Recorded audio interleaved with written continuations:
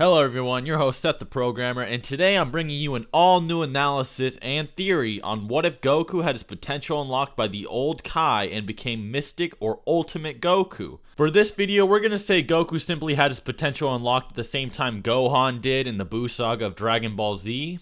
Now, this topic is extremely difficult to do for a few reasons. Yes, it is not as easy as you think, and I'm going to explain. There is no known multiplier for the Mystic or Ultimate transformation or boost or unlock potential, and there's no known strength level given for Gohan after he trains with the Z-Sword beyond basic assumptions. Like, for an example, what an assumption would be, some people think he's stronger than Goku because Goku couldn't lift the Z-Sword and Gohan could. However, they don't realize that certain stats can be higher than another, and it doesn't mean you're a more powerful fighter.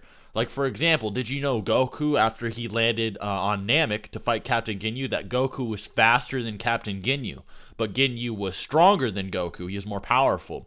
So, you can do certain training that will hone a certain stat beyond what someone who's even more powerful than you can handle, but it doesn't mean you can beat them in a fight, if that makes sense.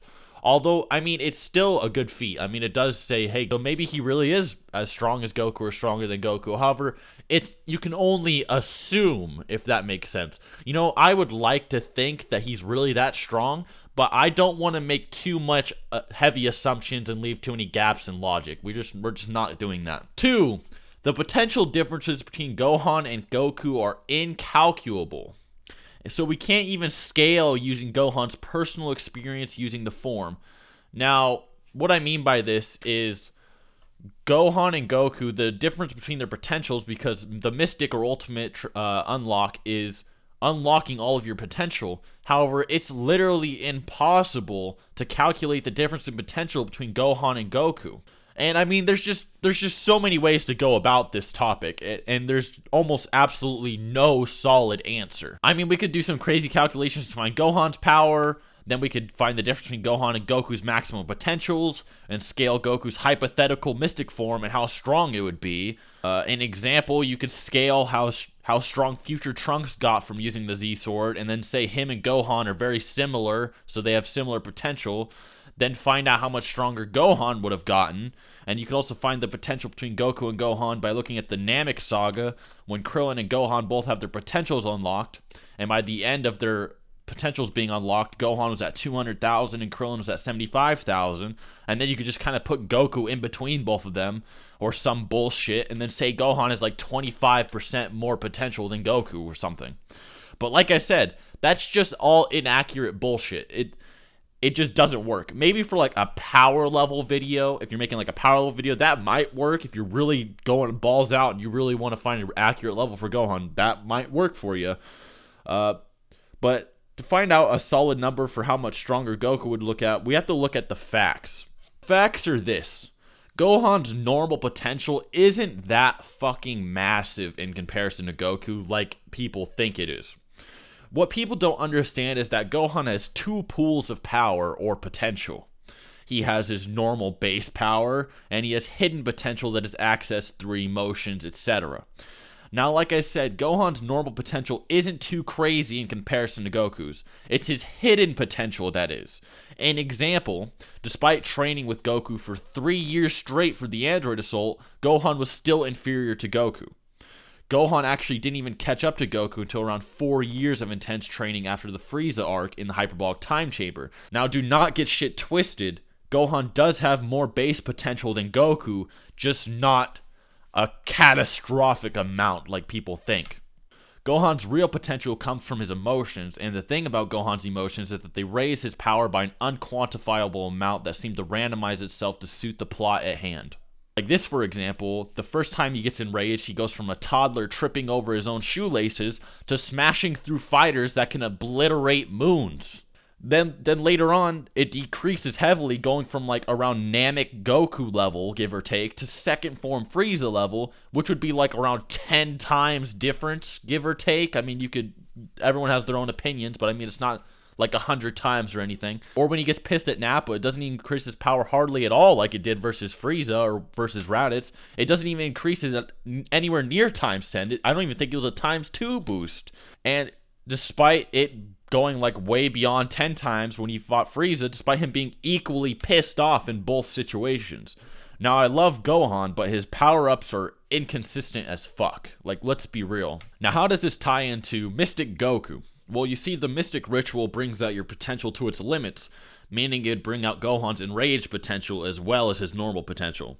However, Goku doesn't really have the same potential Gohan does. He doesn't have that second pool, and it's impossible to calculate the differences in potential without some huge gaps in logic or serious opinions being thrown about like we discussed earlier. So what we can conclude is Goku's mystic form is far inferior to Gohan's in terms of potential, so we can't use Gohan as a basis to count Goku, meaning we have to find an entirely new method in general. So I found a somewhat cool way to do this that most people probably agree with. Now remember, for Gohan, this is entirely different because his potential is not normal. It's an outlier in comparison to the other potentials. But I believe that Super Saiyan 3 is the limit of Goku's potential. So hear me out on this.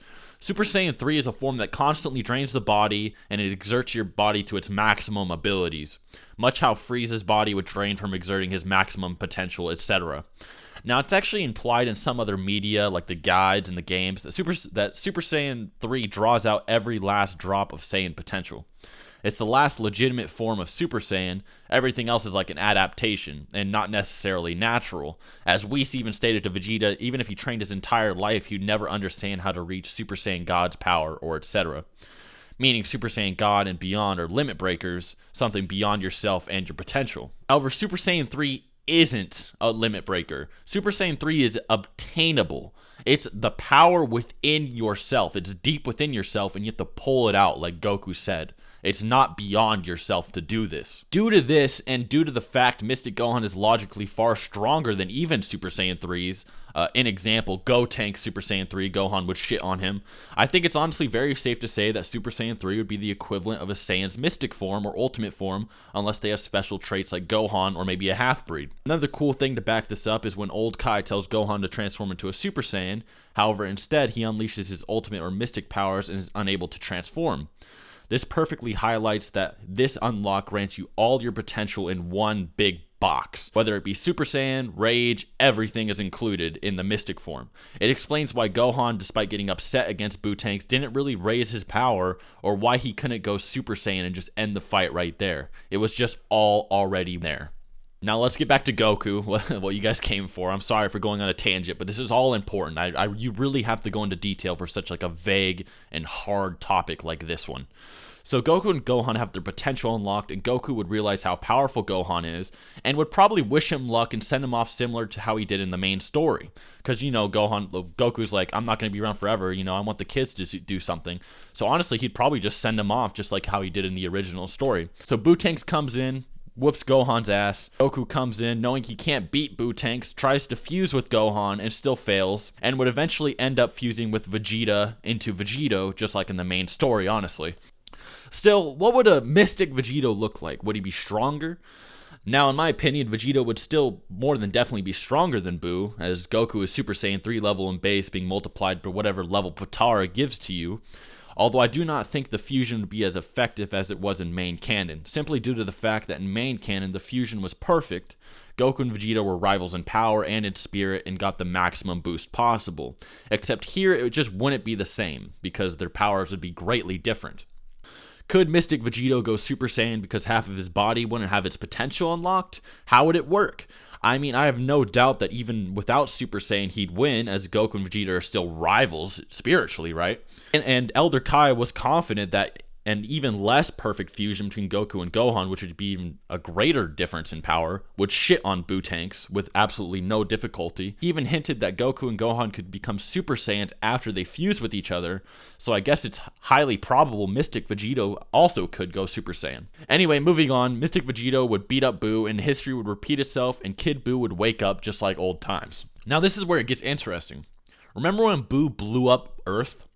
Well, now, instead of Goku saying, Vegeta, we can't stop that, you know, and they try to dip out and run away, he'd jump in front of the attack and actually be able to deflect it, as he's just as strong as Kid Boo, or if not even stronger than a suppressed Kid Boo that tried to blow up Earth. Meaning all the Z-Fighters survive, Earth is spared, and so are the numerous planets that Boo went around destroying after that. Boo would more than likely be extremely interested in Goku, and Goku would probably have to take Boo head on right there. After seeing Goku deflect that attack in base form, Vegeta would probably be at a loss for words, thinking how the hell did Goku get so powerful? He might even go on the verge of another midlife crisis if he came to the conclusion that he was holding back and could beat him without even going Super Saiyan. Although I'm sure Goku would explain the whole thing to Vegeta when Vegeta been like, go Super Saiyan 3, I want to see it, or something. Goku would be like, I can't because I'm Mystic Goku now, or something, right? So Kid Buu and Goku would be equals here. However, there's definitely a difference between this fight and the original fight. Goku would have no stamina problem like he did before. In fact, as a Saiyan fights, their power and limits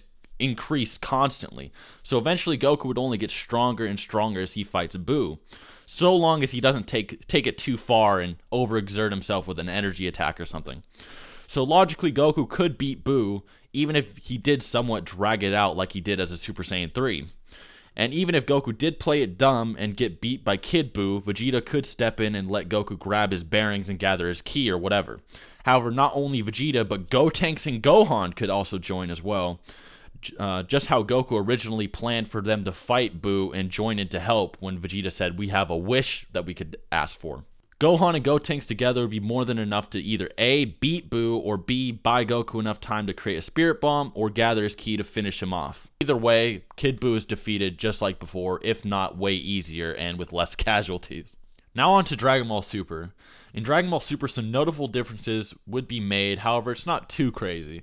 Mr. Satan wouldn't have broadcasted Buu's defeat to the entire world like he did through King Kai, although knowing him, he'd still find a way for him to convince people he beat Buu, so Goku would still receive the 100 million Zenny just like he did and everything would be dandy. Now, what really interests me would be how would Vegeta handle Goku having those mystic powers, and what would happen if Mystic Goku became a Mystic Super Saiyan God, or Ultimate Super Saiyan God. Now, Mystic Super Saiyan God Goku would be only around 400 times stronger than the original Super Saiyan God Goku, and it still wouldn't beat Beerus, unfortunately. Let me explain. Remember when Goku absorbed his God form into his base form, and remember how he can still use Super Saiyan 3?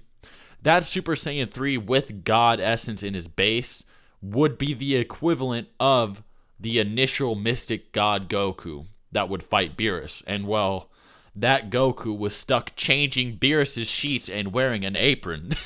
So it wouldn't really change anything, let's be honest. How about after that? What about Goku Black? Would it be Mystic Goku Black? Would we see Ultimate Super Saiyan Rose? Could Goku have beaten Hit? Here's another cool thought. What if Old Kai unlocked Goku's potential after he became a god and his Whis training?